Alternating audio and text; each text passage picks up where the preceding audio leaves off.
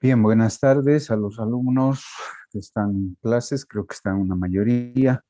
Bueno, hoy no hemos podido hacer la clase presencial porque está cerrado la Ciudadela justamente por el aniversario de la universidad.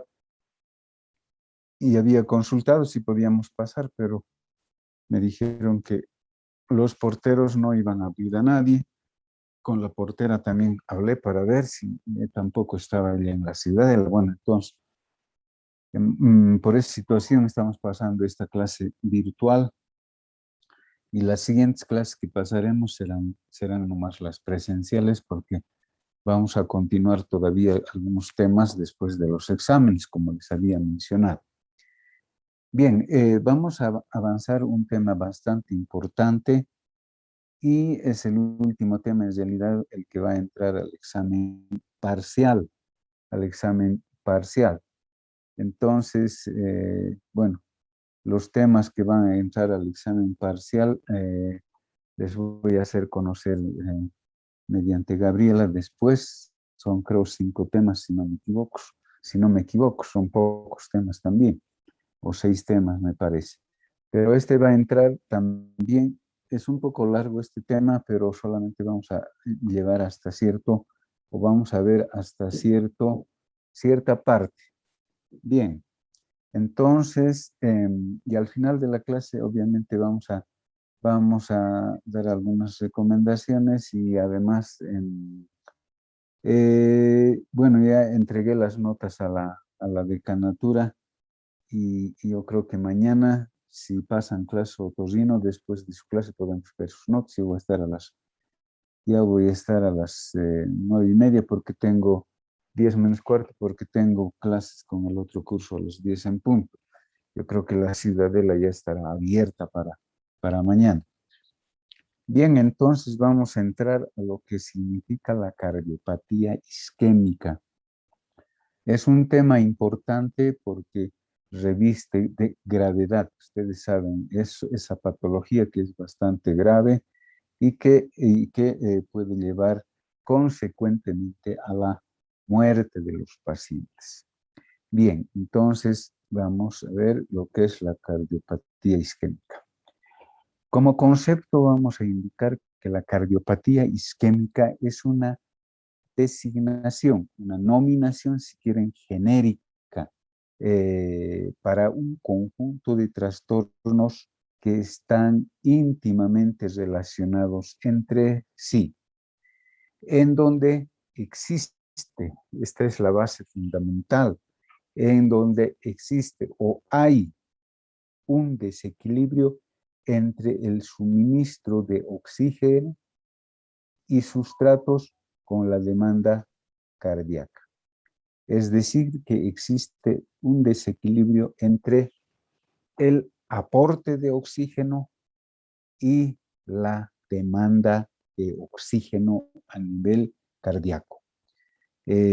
Obviamente en este caso va a haber un desequilibrio porque va a existir mayor demanda de oxígeno que el suministro de oxígeno. Entonces, llegará menor cantidad de oxígeno al músculo cardíaco que lo habitual y habrá mayor demanda de parte del músculo cardíaco. Entonces existe ese desequilibrio entre oferta y demanda del oxígeno para que se produzca este mecanismo isquémico. Bien.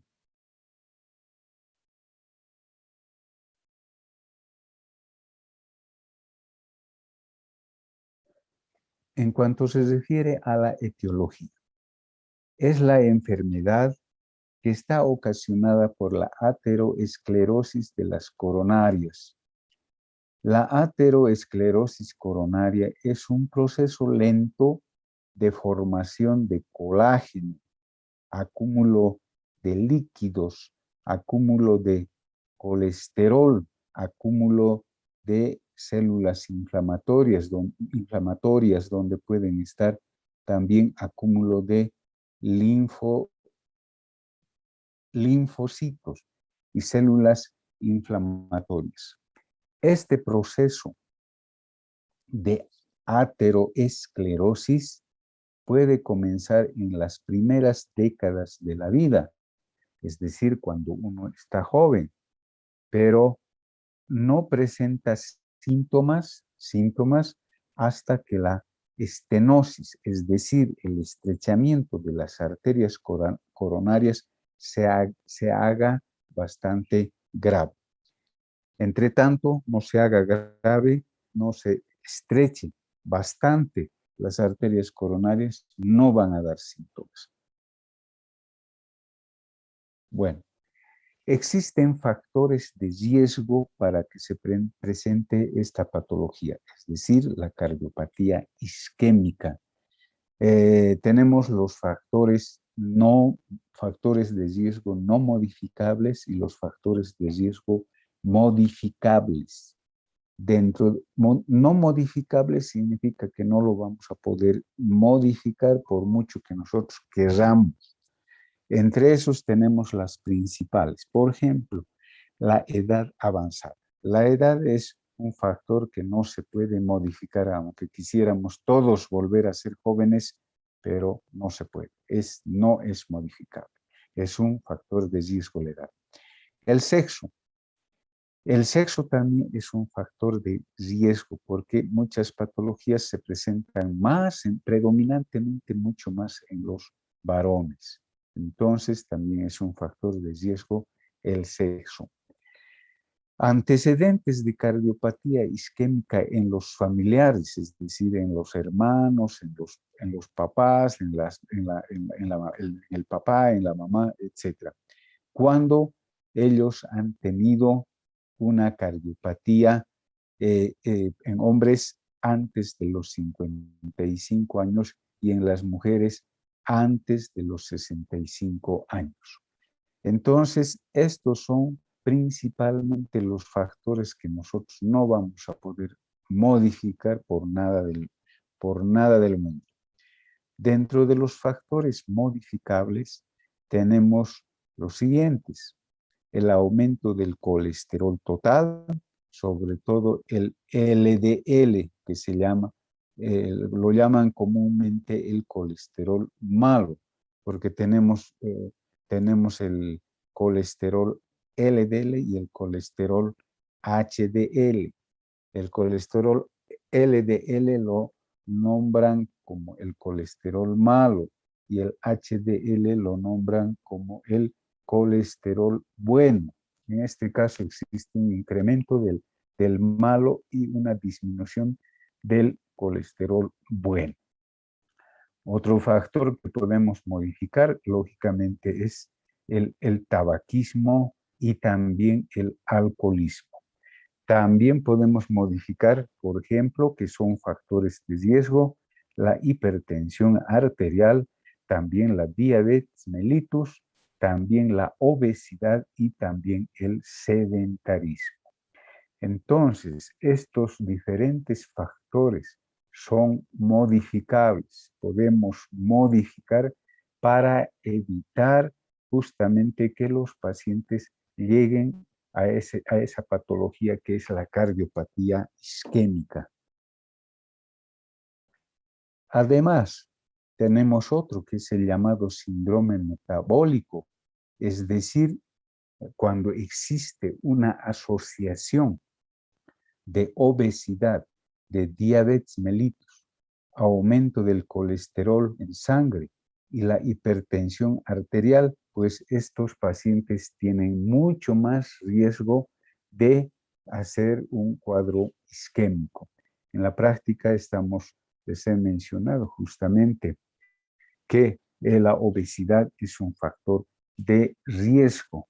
Y el síndrome metabólico es ese conjunto de patologías que tiene el paciente: obesidad, diabetes, hipertensión y incremento del colesterol. Entonces, este síndrome metabólico es altamente, es riesgo alto de que ese paciente haga en cualquier momento o desencadene una cardiopatía isquémica. Ustedes saben que isquemia, el concepto de isquemia, ¿verdad? Ustedes saben que es la disminución de la cantidad de oxígeno en tejido que produce un sufrimiento a nivel de las células y que puede llevar a la necrosis, a la muerte celular por falta de aporte de oxígeno, ¿verdad? Eso es isquemia. Bueno, ¿cuáles son los tipos de cardiopatía isquémica? Tenemos tenemos que son dos principalmente. La angina de pecho estable y los síndromes coronarios agudos. Los síndromes coronarios agudos, pues, son de dos tipos. La angina inestable y el infarto agudo de miocardio. Entonces, tenemos dos tipos en realidad, que es la angina de pecho estable y los síndromes coronarios agudos. En el síndrome coronario agudo está la angina inestable y el infarto agudo de miocardio.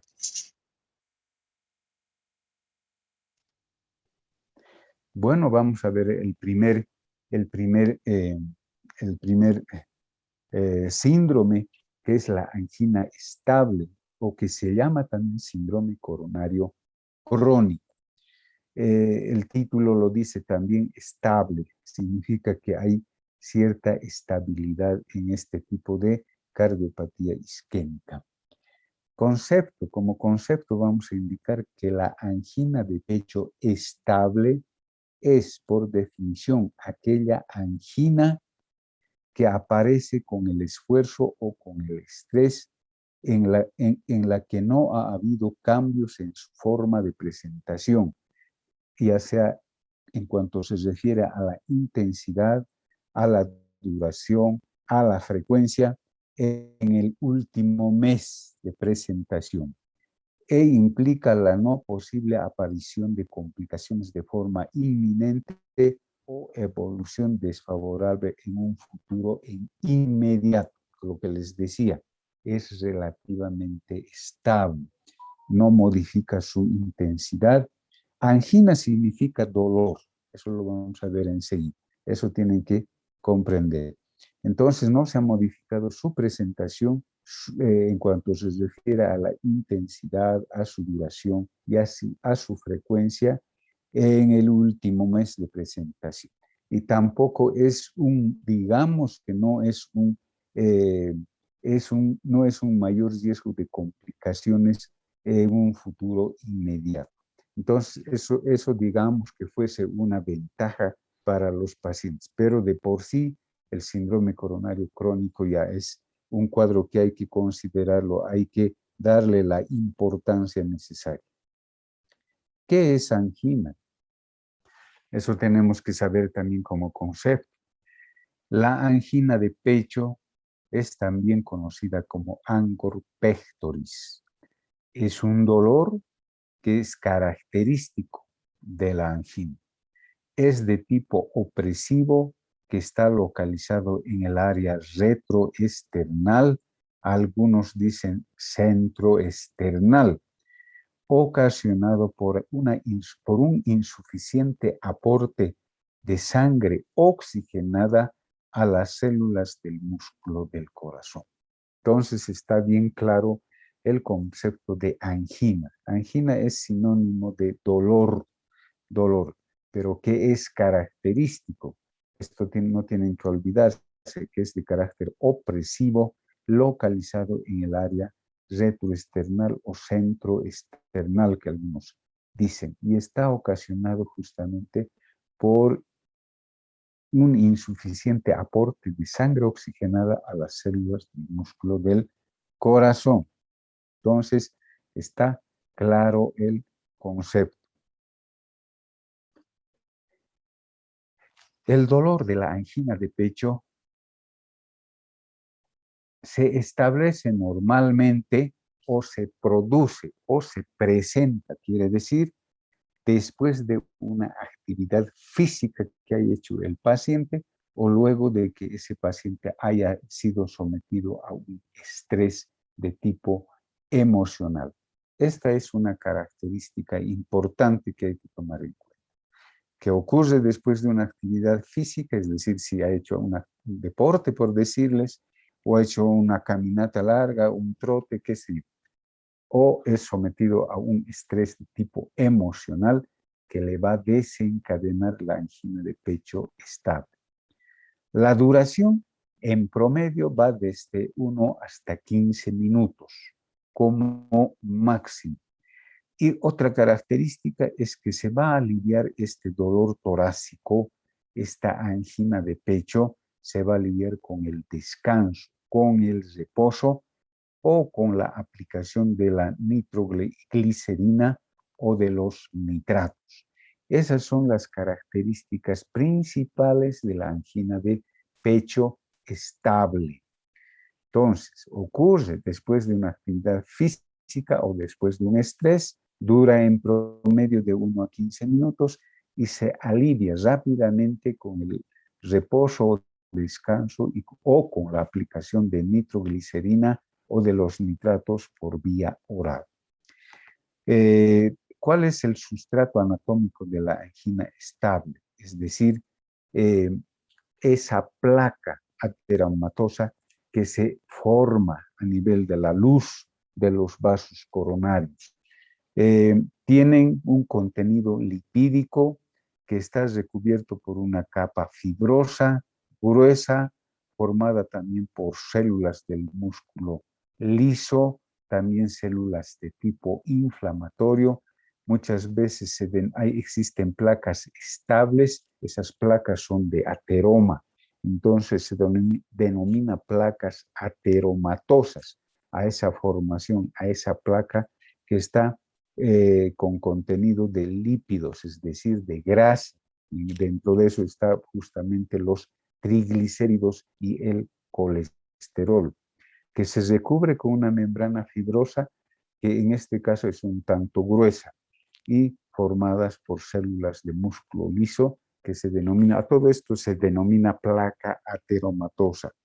Es el sustrato anatómico, es el sustrato anatómico el que, el que va a producir la angina crónica estable porque va a disminuir el flujo sanguíneo a nivel coronario, a nivel de las coronarias. Bueno, la Sociedad Canadiense de Cardiología va a clasificar a la angina de pecho en las siguientes 4 clases.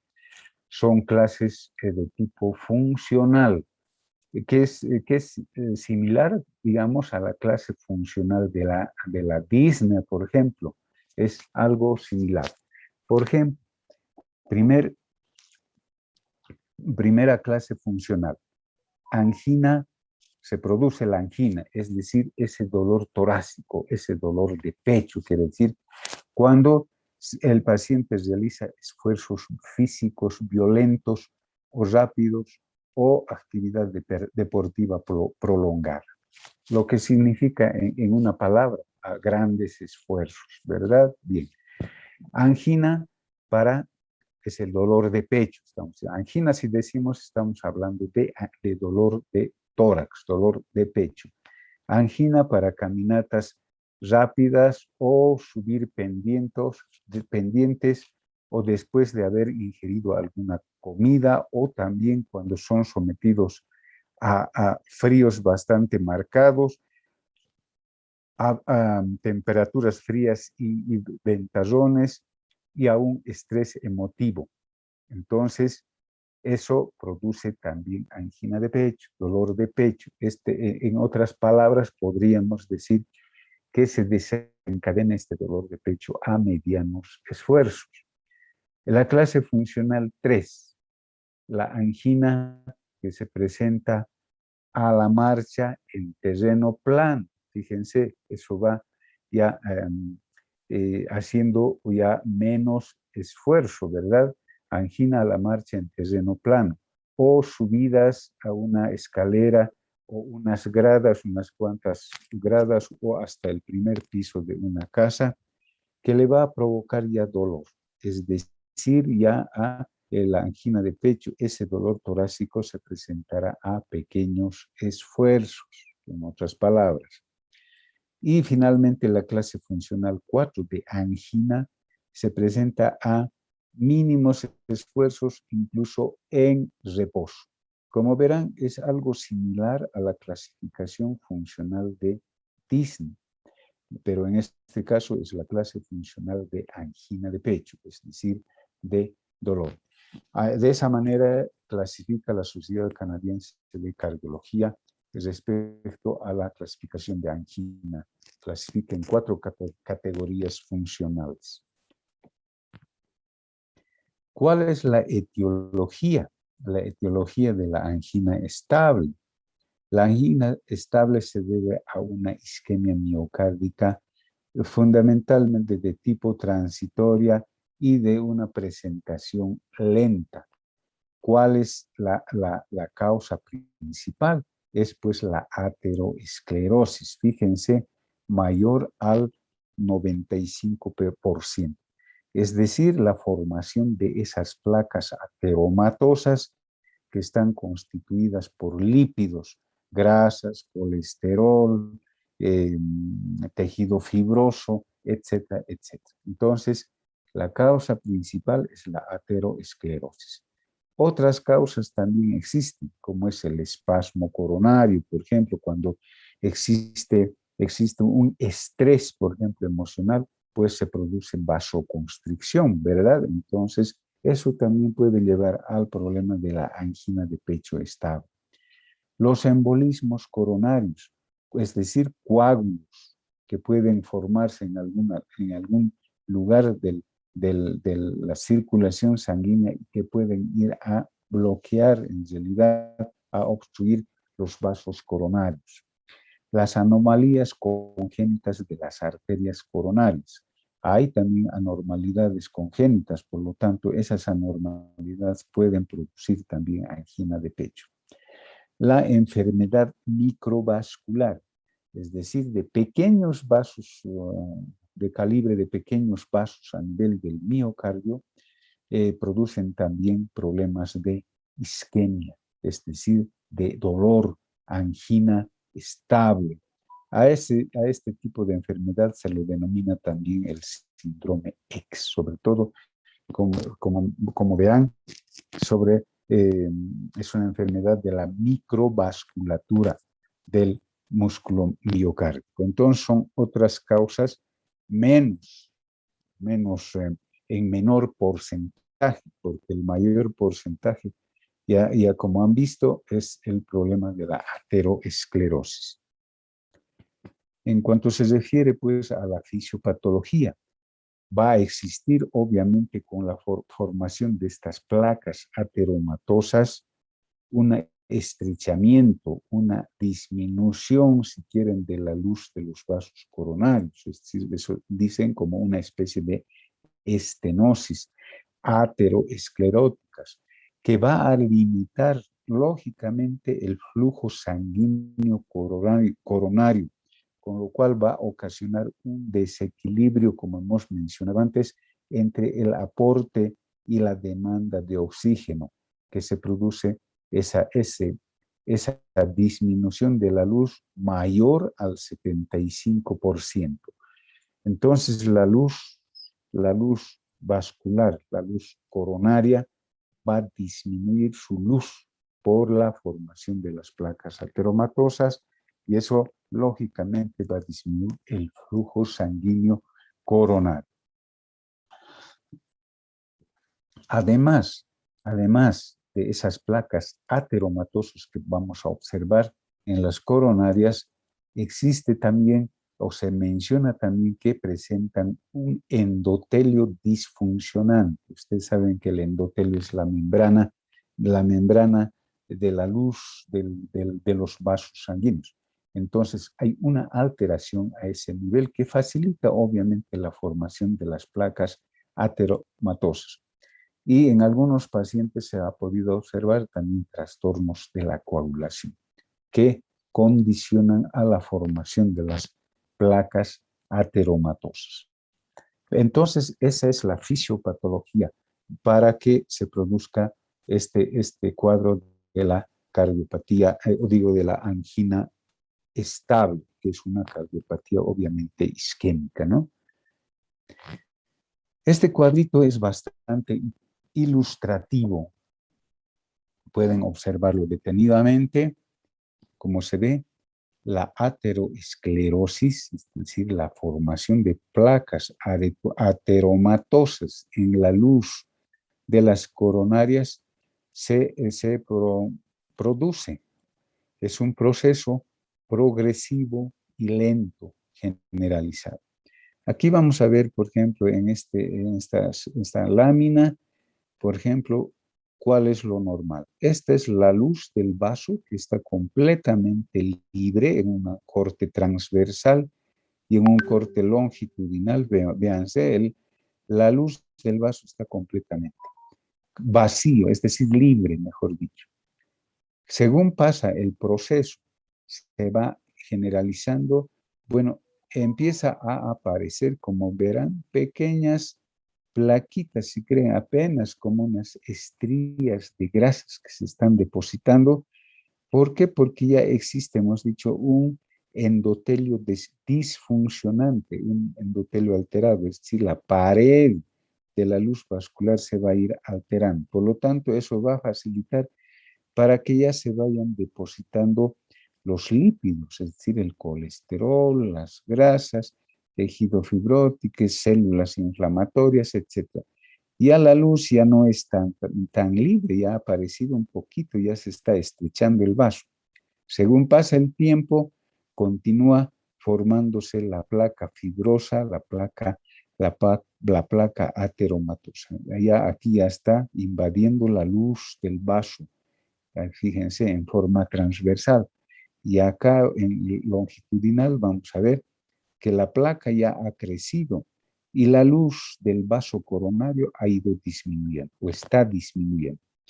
Y entonces ya tenemos una placa progresivamente a lo largo del tiempo, ya vamos a tener una placa ateromatosa bien conformada, una placa ateroesclerótica, placas ateromatosas, en la que vamos a encontrar, ya les decía, colesterol, sobre todo el malo, el LDL, colesterol, los triglicéridos, también las células inflamatorias, el tejido fibroso, etcétera, etcétera.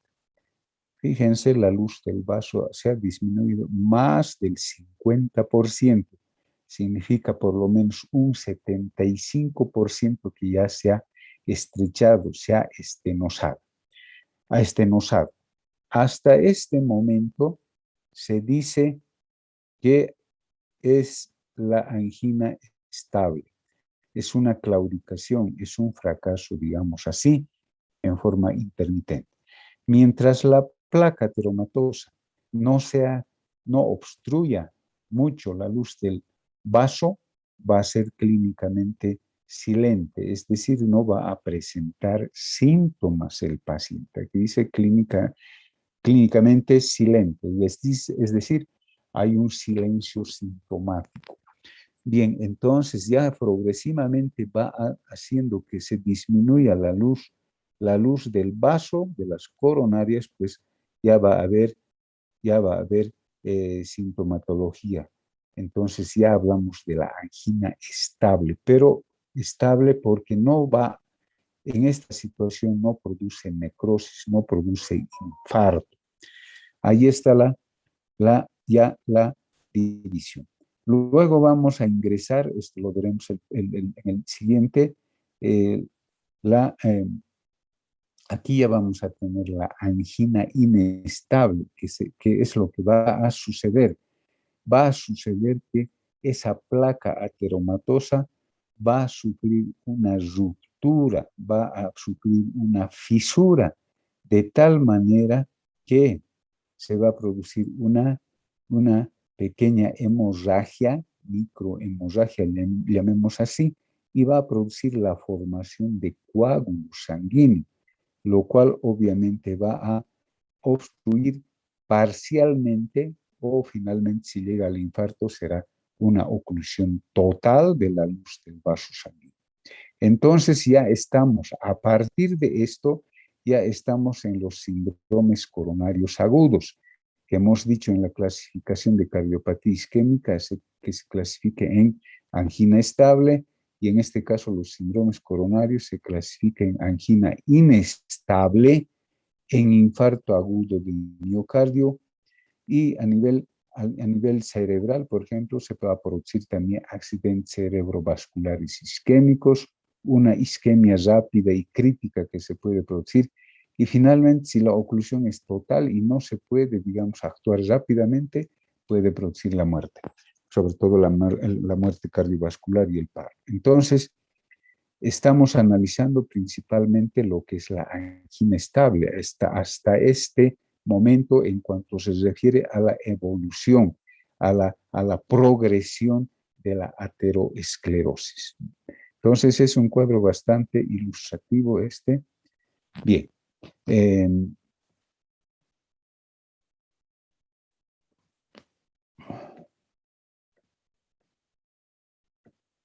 Bien. Bueno, vamos a entrar a los síntomas del paciente con cardiopatía isquémica. Hemos indicado que el principal síntoma va a ser pues el dolor torácico. El dolor torácico retroesternal, algunos dicen centroesternal porque se produce a ese nivel fundamentalmente, es de tipo opresivo, algunos dicen de tipo constrictivo. Los pacientes a veces dicen, siento que alguien está en mi encima, me pesa, dicen, me oprime, me aprieta. Esa es la característica principal de este dolor. Entonces, este dolor tiene sus características. Puede irradiarse al brazo izquierdo, a la región dorsal, al cuello, al maxilar inferior y al hombro izquierdo. Entonces, ese dolor no solamente va a estar a nivel retroesternal, sino puede irradiarse. El paciente dice, me duele todo el brazo, me duele la espalda, me duele el hombro, incluso hasta la mandíbula.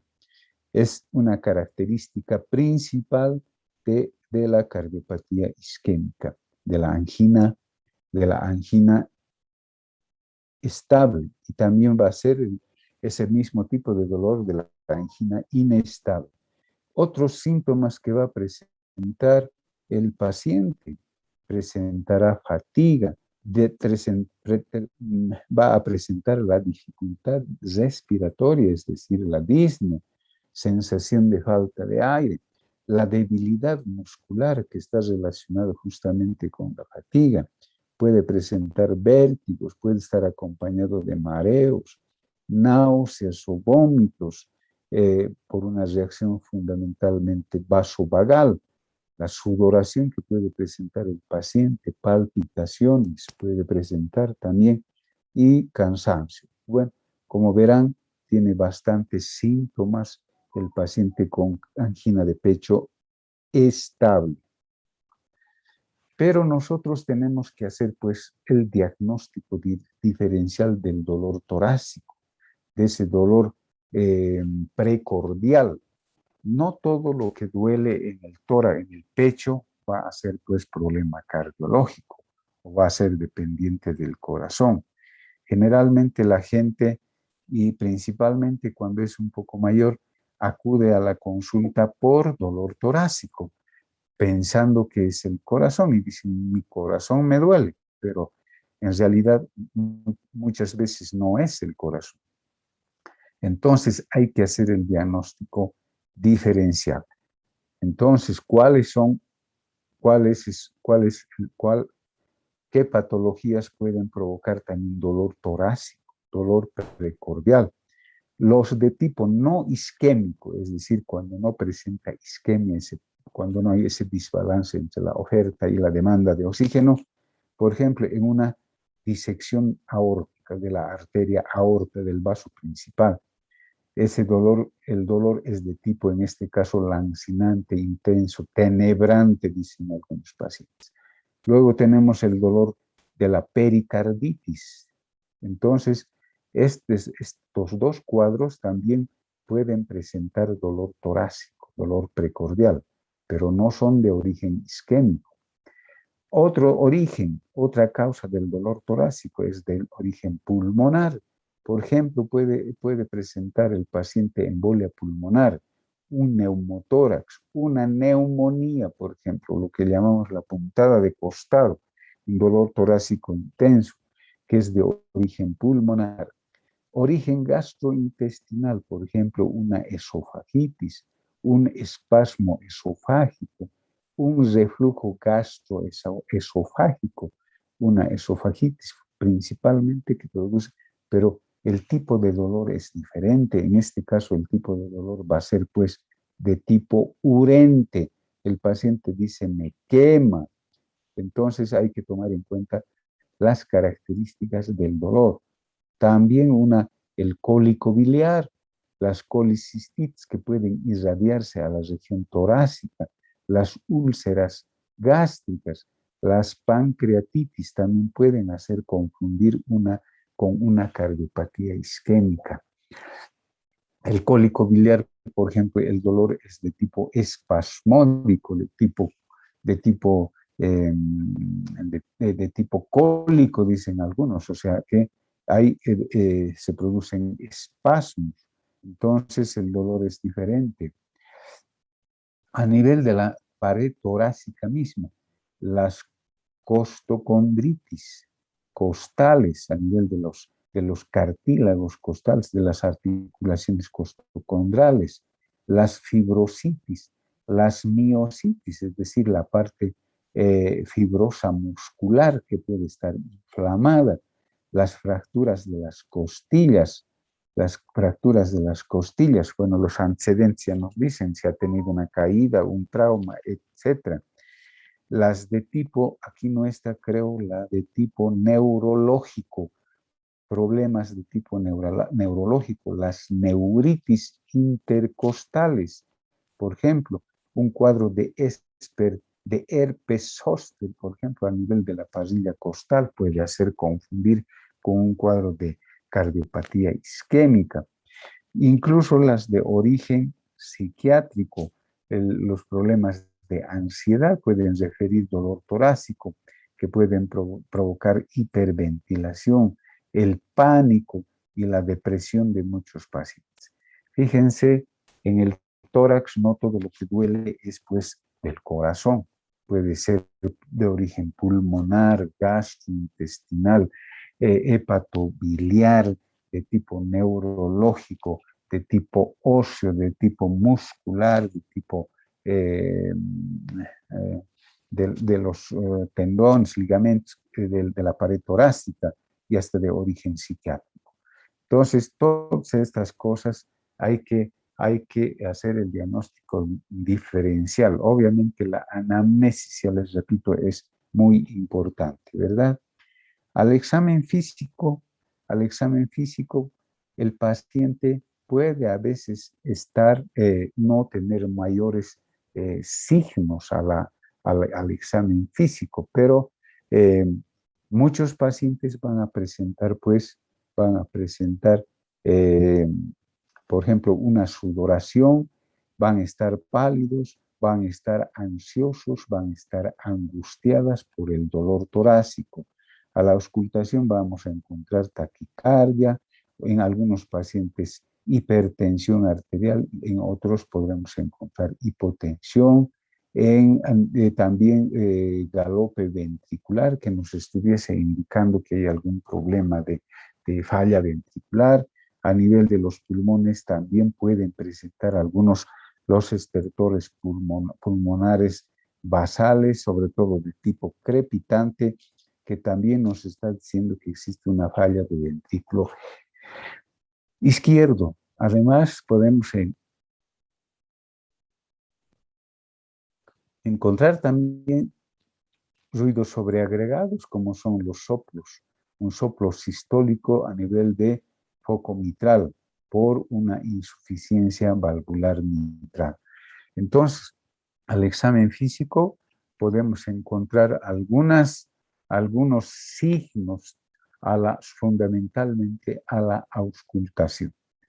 La estratificación del riesgo de angina crónica estable se lo se lo hace en riesgo alto, riesgo intermedio y de bajo riesgo de acuerdo a la gravedad del cuadro. En riesgo alto, la mortalidad, por ejemplo, es del 3%.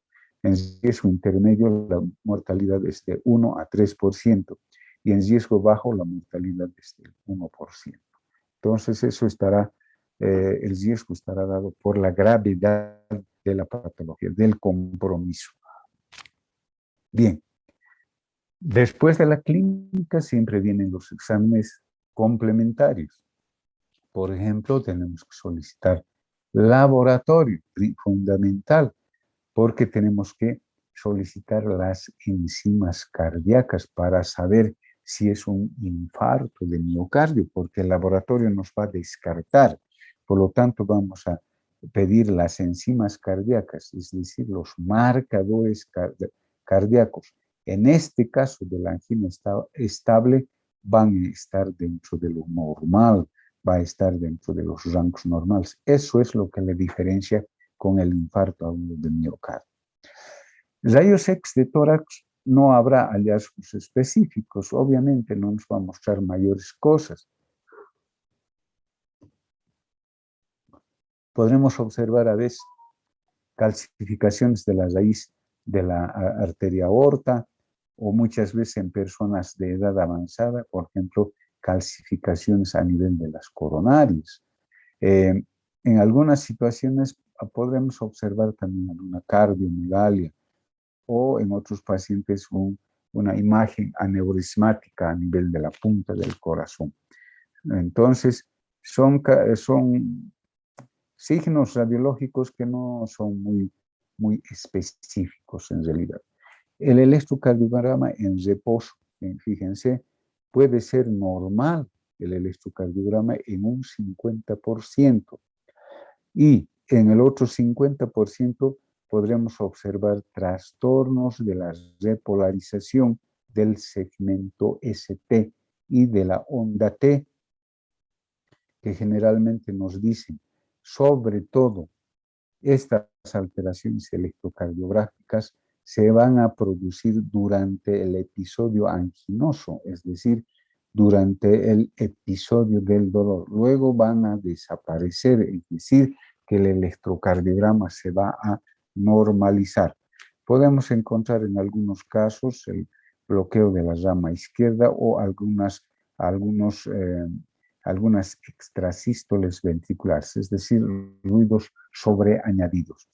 Entonces, estas cosas podremos observar durante el episodio anginoso y tal vez en algún momento algún signo de isquemia por depresión del segmento ST. Pero fundamentalmente esto se presenta en el momento del dolor, en el momento de la angina, que luego se va a normalizar el electrocardiograma. La prueba ergométrica, es decir, la prueba de la bicicleta, prueba de esfuerzo, es uno de los exámenes o de los tests más importantes para la valoración del paciente con angina estable. Es de utilidad para poder detectar que cuando le sometamos a ese paciente a esfuerzos con la bicicleta, entonces podremos presentar, digamos, crisis isquémicas y de esa manera podremos valorar su magnitud de esa angina estable. Bueno, sometiéndole al paciente en una prueba de esfuerzo. El tratamiento, ¿cuál es el tratamiento principal? Es la identificación de las enfermedades que pueden ser de base, cambios en los estilos de vida. Esto es fundamental para que el paciente no tenga mayor riesgo de desencadenar una cardiopatía isquémica, es decir, una angina estable. Y manejar los factores de riesgo, es decir, hipertensión arterial, diabetes, obesidad, síndrome metabólico. Entonces son factores de riesgo que hay que manejarlo bien para no llegar a un cuadro de angina estable. El tratamiento farmacológico está dado principalmente por la aspirina.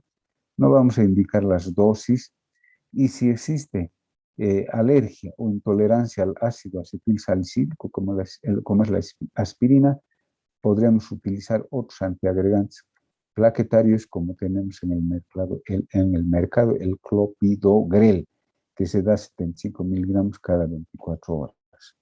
Bien, el tratamiento del episodio agudo, por ejemplo, tendremos que utilizar las tabletas de nitroglicerina por vía sublingual con esta dosis que generalmente hay que repetirlas cada 5 minutos con un máximo de 2 hasta 3 tabletas. El dinitrato de isosorbide también sublingual, por vía sublingual, un máximo de 3 tabletas. Es decir, hay que darle 3 veces, es decir, cada 5 minutos.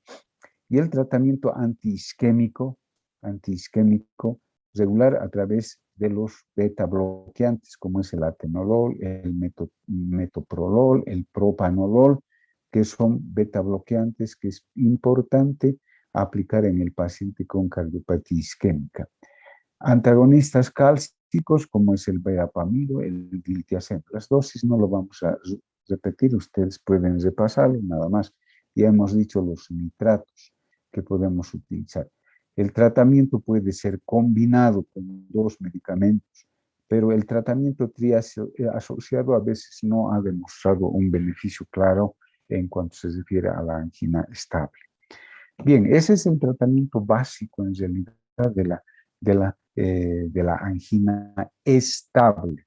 Ahora podemos ver lo que es la angina inestable. Vamos a ver esta patología más y obviamente el infarto de miocardio nos lo dejaremos pues para la siguiente clase, que eso ya no va a entrar al examen. Solamente nuestro examen de tercer parcial va a ser hasta este tema que vamos a terminar enseguida.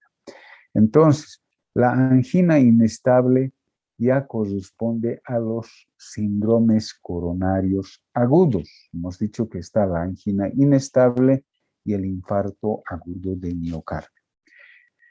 Bien, entonces, ¿en qué consiste la angina inestable? La angina inestable describe un síndrome en el que el riesgo es intermediario entre la angina crónica estable y el infarto agudo de miocardio. Entonces, está entre la angina estable y entre el infarto agudo de miocardio. Es un tipo de dolor, estamos hablando de dolor porque es angina, es un tipo de dolor de pecho causado por la reducción del flujo sanguíneo de sangre al corazón que se presenta en reposo o durante el sueño o a veces con mínima actividad física. Esa es la diferencia. Tenemos que ver la diferencia entre la angina inestable y la angina estable. Recordaremos que la angina estable se desencadena principalmente por esfuerzos y por estrés, ¿verdad? En cambio, esta puede aparecer en reposo, durante el sueño o a veces con pequeñísimos esfuerzos ya va a presentar dolor torácico, es decir, angina de pecho. Además, otra característica es la que esta patología ha modificado su intensidad, su frecuencia, su duración. Aquí no está la duración. Entonces, intensidad, frecuencia y duración en el último mes. Es decir, que el dolor torácico, en este caso, por ejemplo, se ha intensificado, su frecuencia del dolor torácico se ha incrementado, la duración también del dolor se ha incrementado y, sobre todo, no se puede modificar, digamos, la presentación, sobre todo esta presentación en el último mes,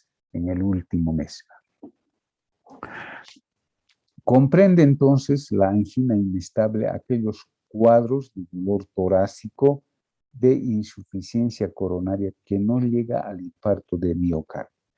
Hasta este momento no se está llegando todavía al infarto, es decir, infarto significa muerte celular, necrosis. Todavía no se llega en esta etapa de la angina inestable todavía no estamos llegando al infarto de miocardio. Ahí tenemos una pequeña lámina. Aquí están las placas ateromatosas. Fíjense la luz normal del vaso sanguíneo, de la arteria coronaria en este caso, y acá se está produciendo lo que han dicho una estenosis, un estrechamiento por la placa ateromatosa, ateroesclerosis, por eso se llama coronaria, que ha disminuido la luz lo ha estrechado, prácticamente es apenas como un hilito que está pasando el flujo sanguíneo. Entonces, en este caso ya se produce el dolor torácico, la angina de pecho, lo que hemos llamado. El flujo insuficiente de sangre hacia el músculo cardíaco debido al estrechamiento de la arteria coronaria que va a causar el dolor de pecho. El angor pectoris, lo que hemos dicho. Entonces, esto es lo que ocurre a nivel de las arterias coronarias. Entonces, la principal causa, la etiología, es pues la formación de placas ateromatosas poco obstructivas o algunas veces muy obstructivas. Cuando ya son muy obstructivas, van a llegar obviamente al infarto de miocardio. Esto no corresponde aquí. Entonces, puede existir también un proceso inflamatorio a nivel, en el lugar donde se encuentran los ateromas, que podrían provocar algunos gérmenes o algunos agentes infecciosos bacterianos o clamidia, neumoniae o Helicobacter pylori, que pueden localizarse en ese nivel y provocar también un estrechamiento de la luz de la arteria coronaria. Algunos factores también, ya hemos dicho, infecciosos, tóxicos o también algunos factores hemodinámicos que van a provocar la disminución de la luz de la arteria coronaria. Entonces, lo principal, más del 90%, han visto el 95% que se va a producir por las placas de ateroma, ¿verdad? Bien. El cuadro clínico de la angina inestable es provocado por una isquemia miocárdica, es decir, ese desequilibrio que existe entre el aporte y la demanda de oxígeno, que se presenta en forma aguda sin llegar a la necrosis, es decir, sin llegar al infarto, estamos diciendo, ¿verdad? Infarto ya es una cosa mucho más grave.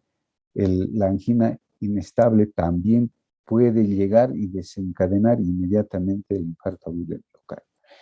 ¿Cuál es la característica? Es, como hemos dicho, es un dolor opresivo, retroesternal o precordial paroxístico con duración mayor a los 20 minutos, generalmente incluso mayor a los 30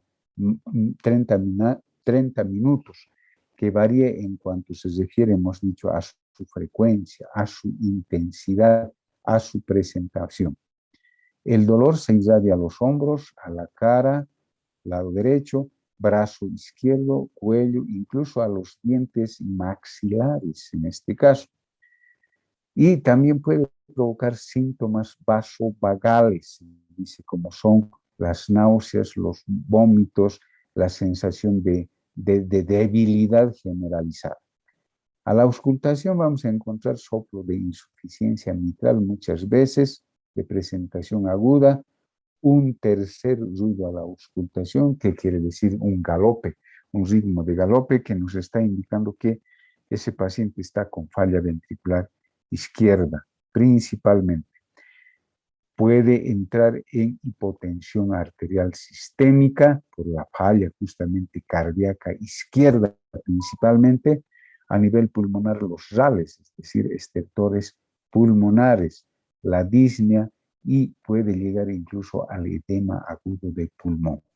¿Por qué? Porque existe un problema de incremento de la presión venocapilar a nivel pulmonar.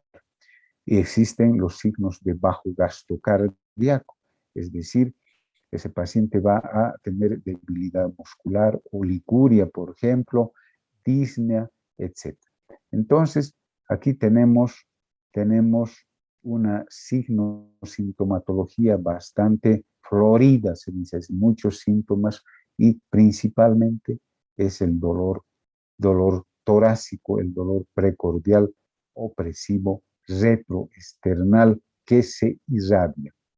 Bien, entonces tenemos una clasificación, en este caso de la angina de esfuerzo también, que la actividad que es sobre todo de la sociedad canadiense, que la hemos visto ya, que aquí lo enfoca casi un poco más de forma simple, la actividad física habitual no provoca angina, es decir, a esfuerzos grandes, como hemos visto, clase funcional 2, ligera limitación de la actividad física habitual.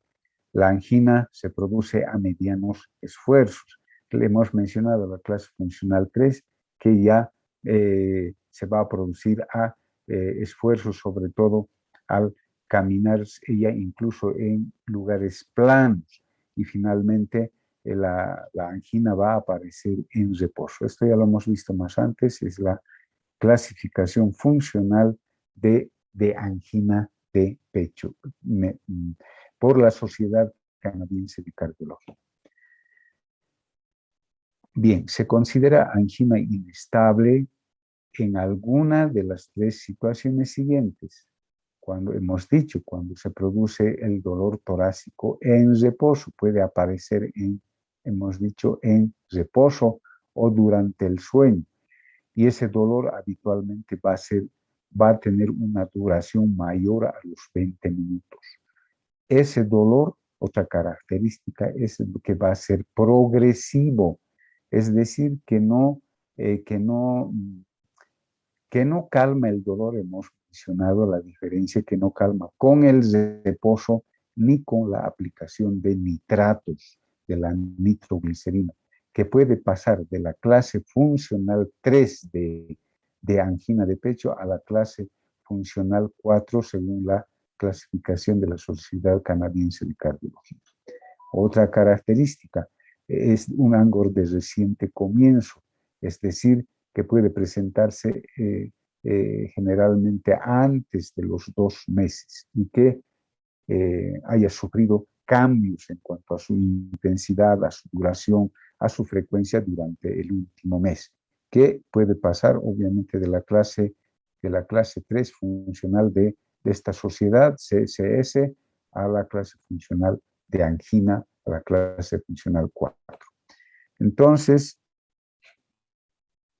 en cuanto se refiere a su fisiopatología, cómo se desencadena, cómo se produce la angina inestable, es bastante compleja, actúan distintos mecanismos. Hemos visto en esa gráfica, ¿verdad?, donde las placas ateromatosas van produciendo una estrechez, una disminución de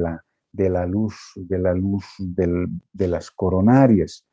Y sucede que en un determinado momento se produce, hemos mencionado, la ruptura de la placa ateromatosa, una ruptura, de tal manera que se produce un microsangrado que ocasiona la agregación plaquetaria. Las plaquetas se agregan. Al mismo tiempo se produce un vasoespasmo coronario, se estrecha las coronarias, aumentando la disminución de la luz coronaria. Y finalmente se forma un coágulo, una trombosis, un coágulo sanguíneo, quiere decir, a nivel de la placa ateromatosa que se ha fraccionado. Por lo tanto, eso ocasiona la disminución del flujo sanguíneo coronario, ya sea en forma parcial o finalmente, si llega al infarto, será en forma total, la oclusión. Por lo tanto, se va a producir un aumento en el consumo de oxígeno, es decir, de la demanda, se aumenta, se incrementa la demanda de oxígeno a nivel del músculo cardíaco y la oferta disminuye. porque existe esa obstrucción, ese estrechamiento, esa estenosis por un coágulo, por haberse fragmentado la placa ateromatosa. Entonces, ese es el mecanismo fisiopatológico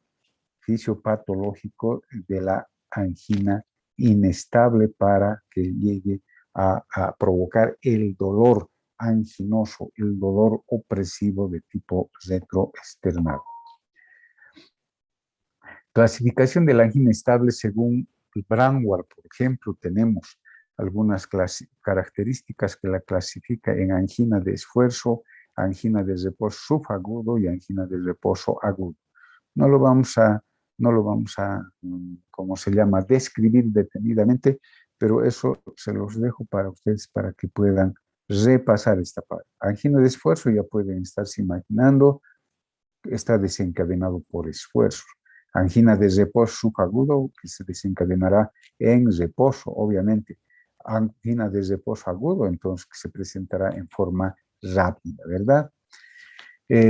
La angina inestable, es decir, ese dolor torácico que se presenta, podrá ser secundario, por ejemplo, secundario a, por ejemplo, a un cuadro anémico, una anemia severa para producir, también puede producir un dolor torácico. Luego,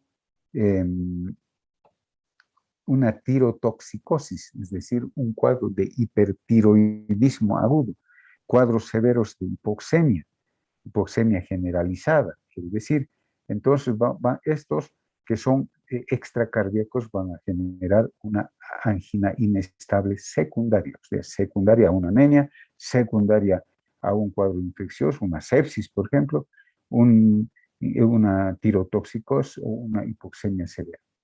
Una angina inestable primaria, es decir, que se origina justamente lo que estamos mencionando a nivel de las coronarias por placas ateromatosas. La angina inestable post-infarto. ¿Qué quiere decir eso? Que pacientes que ya han cursado con un infarto no quiere decir que después de curarse no van a volver a tener, sino pueden tener posteriormente nuevos cuadros de dolor torácico. A eso se refiere angina inestable post-infarto. Bien, entonces, igual los criterios de riesgo lo podemos clasificar en alto riesgo, en riesgo intermedio y en riesgo bajo de acuerdo a la gravedad del cuadro. El electrocardiograma. Las alteraciones que vamos a ver en el electrocardiograma durante el dolor, en el episodio del dolor, cuando esté presentando dolor, son de tipo reversible luego de que pase el dolor. Luego de que haya pasado el dolor, pues el electrocardiograma va a ser completamente normal. Los cambios electrocardiográficos que se producen van a ser transitorios. Sobre todo puede haber un infradesnivel del ST, o que generalmente tiene que ser mayor a 1 milímetro, es decir, como saben ya, mayor a un cuadradito, quiere decir, en 2 derivaciones o más derivaciones.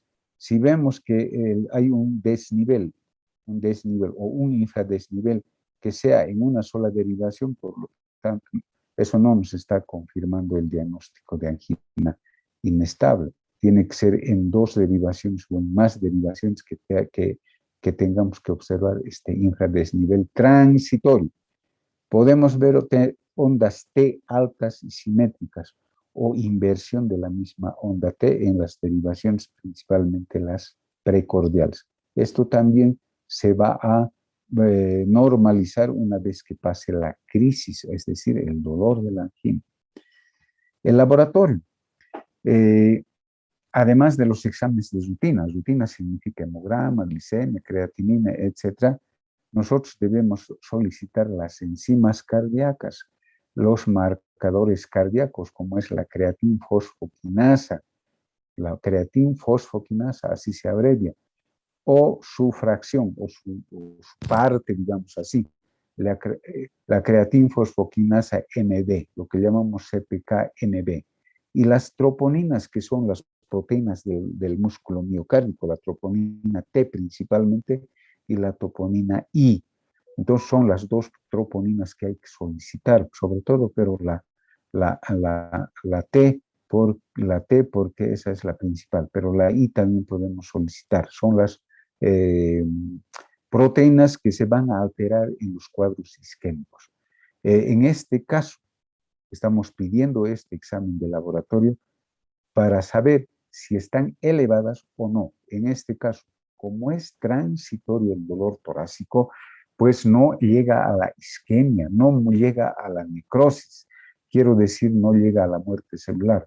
Por lo tanto, van a estar dentro de lo normal, dentro de valores normales. ¿Cuándo van a estar altos? Justamente cuando ya se produzca un infarto del miocardio, cuando haya ya muerte celular, o lógicamente estos marcadores cardíacos van a estar altos. En este caso no. La troponina T, por ejemplo, es un marcador temprano de daño miocárdico. Es decir, que aparece, se eleva, mejor dicho, en forma temprana cuando existe infarto, pero en este caso no. En la angina inestable no existe elevación de las enzimas cardíacas que signifique necrosis del miocardio. La radiografía de tórax descarta patologías pulmonares y torácicas, simplemente. A nivel cardiológico no nos va a dar muchos detalles.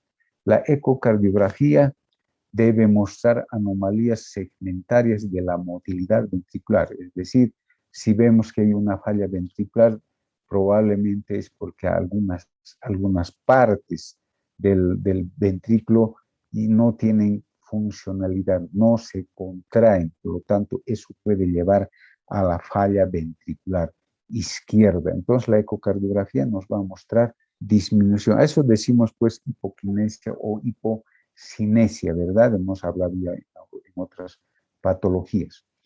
La fracción de eyección es importante. Fracción de eyección se mide ecocardiográficamente, es decir, el volumen sistólico del ventrículo izquierdo, la fracción de eyección del ventrículo izquierdo.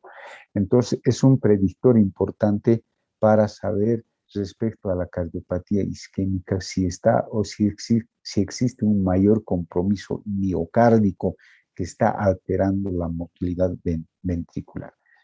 Se puede hacer también ecocardiografía con algunos fármacos como la dudobutamina para aumentar la fuerza de contracción ventricular y poder observar ecocardiográficamente, observar las alteraciones que tiene el miocardio en cuanto se refiere a su motilidad, a su contracción, ¿verdad? Bien, entonces esa es la importancia del, además nos puede mostrar la disfunción, es decir, la insuficiencia de la válvula mitral. El Holter, podemos también, ese examen, ese estudio electrocardiográfico de 24 horas o 24 horas nos detectará también episodios de angina silente. ¿Qué significa angina silente? Es angina sin síntomas, en forma silenciosa. Podemos encontrar con el estudio del Holter. Además, podremos encontrar las arritmias que puede presentar un paciente con cardiopatía o con angina inestable, con una cardiopatía isquémica. La prueba de esfuerzo ergométrica está contraindicado en los pacientes con angina inestable, con riesgo intermedio de 72 horas. Habrá que esperar que se estabilice ese paciente, que pase el dolor torácico para todos los síntomas, para que podamos hacer una prueba de esfuerzo ergométrico. Porque si le hacemos una prueba en el momento de la crisis, le vamos a provocar más bien un infarto de miocardio. Estudios radioisotópicos, bueno, se hacen en centros de alta especialidad para ver la perfusión del miocardio, quiere decir cómo se está irrigando el músculo cardíaco. Y lo que es importante es este estudio, la angiografía coronaria, es decir, los estudios mediante contraste para ver justamente la luz de las arterias coronarias y encontrar en qué arteria coronaria, en qué rama se encuentra la obstrucción.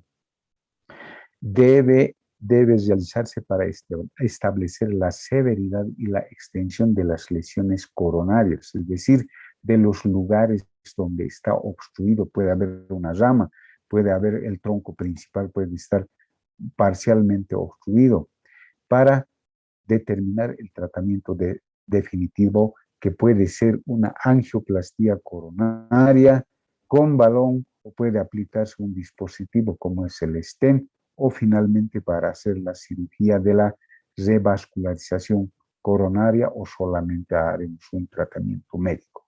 Entonces, este estudio de la angiografía coronaria, incluso de la angiotomografía coronaria, pues es importante para tomar conductas, porque vamos a ver exactamente los lugares donde va a estar obstruido las arterias coronarias o parcialmente obstruidas. En este caso van a estar parcialmente obstruidas, y ver qué tratamiento se va a hacer.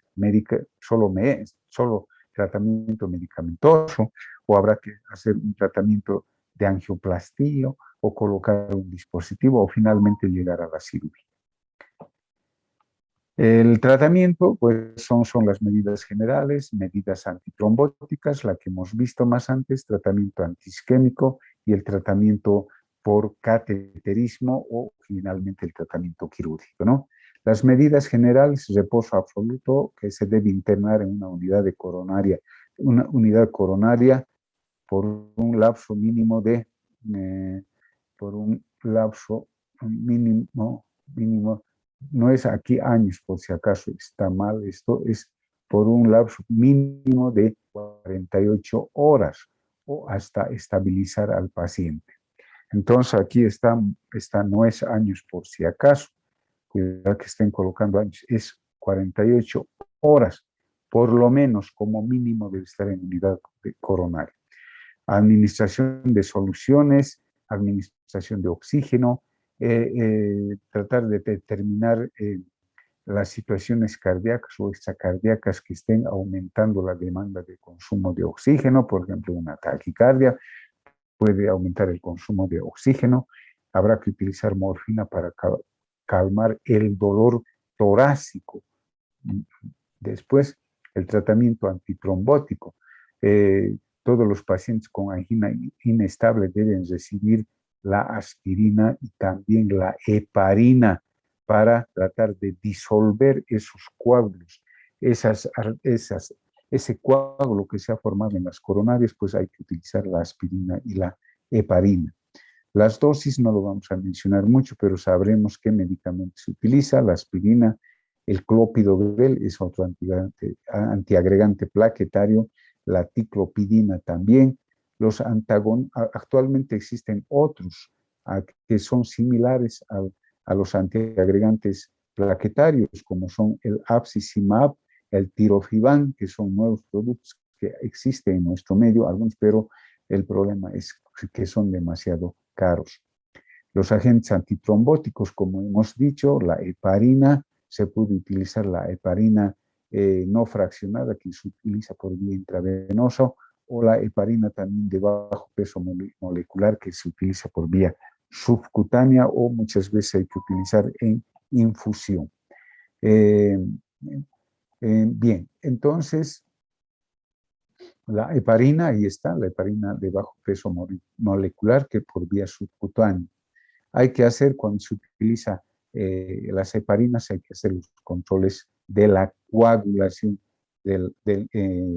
controles sobre todo del tiempo de protrombina, del tiempo de tromboplastina, para ver la dosis exacta de heparina que vamos a aplicar. Se puede utilizar estas drogas fibrinolíticas solamente en el infarto del miocardio. Las denominadas drogas fibrinolíticas, estoy repitiendo, solamente se pueden utilizar en el infarto, como es la estreptoquinasa, la TPasa, la RTPasa. Son fibrinolíticos, es decir, que destruyen los coágulos. la fibrina de esos coágulos que se han formado, pero eso solo se va a utilizar en el infarto agudo del miocardio, no en la angina inestable ni tampoco en la angina estable. Eso que quede bien claro. Y los tratamientos antiisquémicos, como hemos dicho, los nitratos sublinguales, la nitroglicerina sublingual de inicio tenemos que aplicar. Y estos pacientes deben estar internados en la unidad de cuidados intensivos, en las unidades coronarias. Hemos dicho la aplicación de vasodilatadores, como es la nitroglicerina, los beta bloqueadores, como son el propanolol, el atenolol, el metoprolol, el carvedilol, que vamos a utilizar. ¿Para qué se utilizan? Ya hemos hablado muchas veces, para disminuir la frecuencia cardíaca, además para disminuir el consumo de oxígeno. Tienen casi la misma acción los antagonistas cálcicos, pero estos producen vasodilatación coronaria y también disminuyen el consumo de oxígeno, como son el verapamilo y el diltiazem.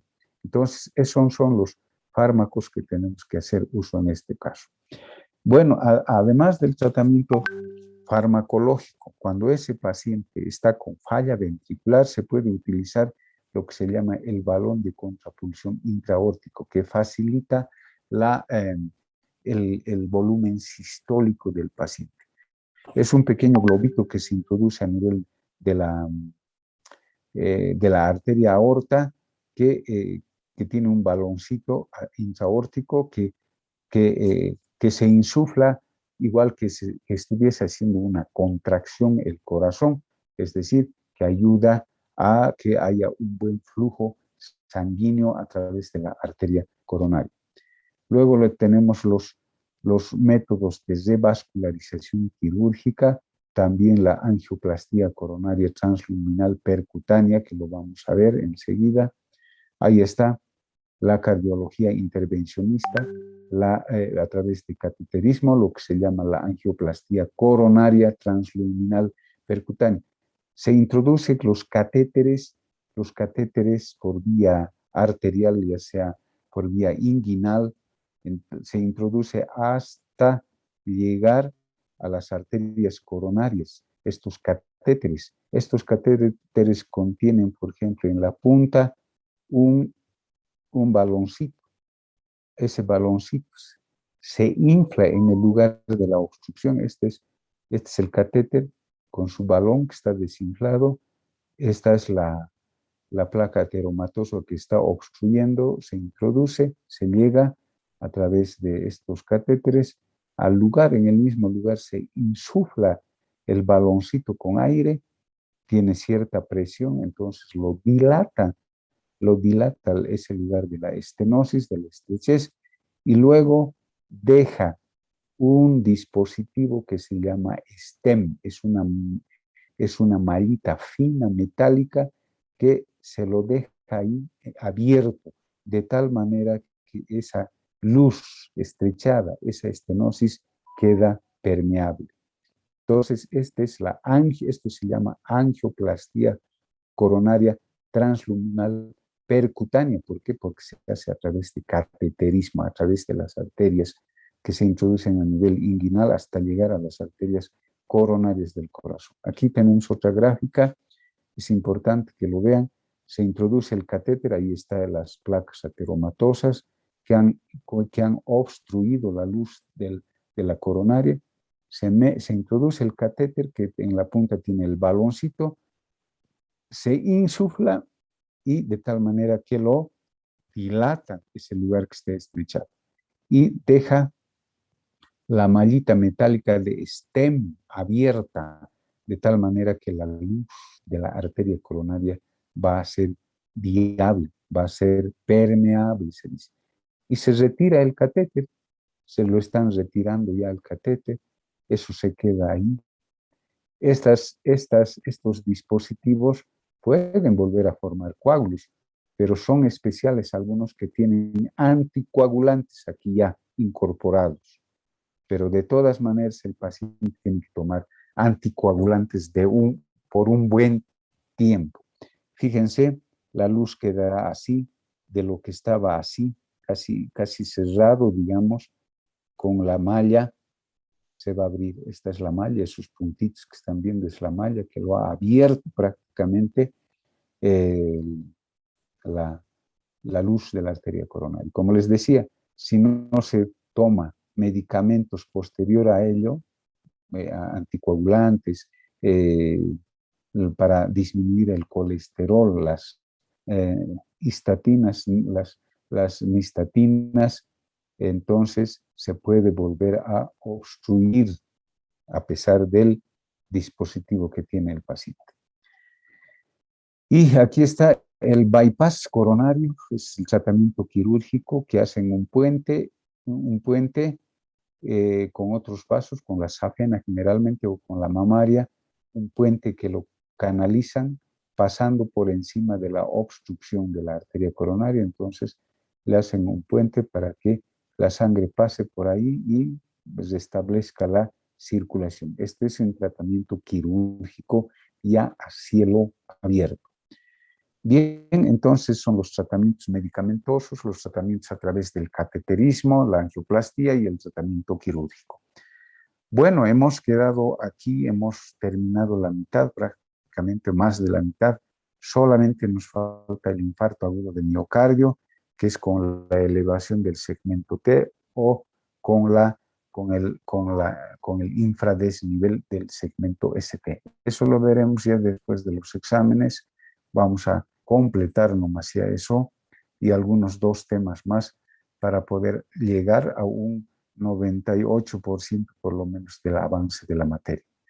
Bien, entonces hasta acá es el examen del del tercer parcial. Vamos a dar el día martes. Ya toda la semana estarán estudiando porque no han dado examen ni de oftalmo ni de otras materias. Yo creo que sacarán una buena nota. Vamos a dar el día martes a las 5 de la tarde, yo creo, 5 en punto.